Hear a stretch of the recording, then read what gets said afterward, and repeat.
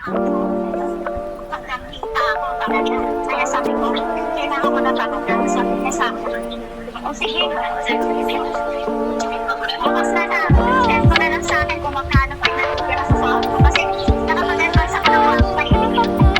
Dahil nung huli, nagpadala ako ng 4,000 sa papa ko na nakakautang ka ng 1,500.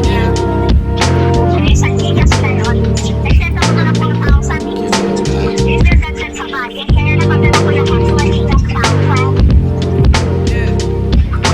Sana na wala akong tinitira sa sarili ko. Kaso, kaya yun lang.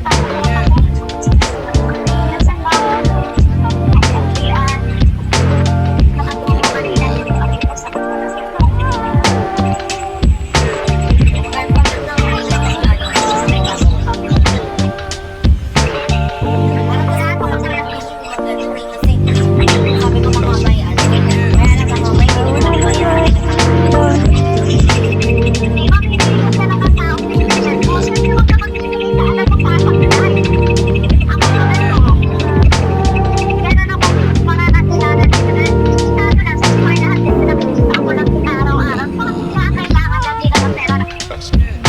ng 500. Siguro ganun lang, hindi ako bibigyan ng malalaki.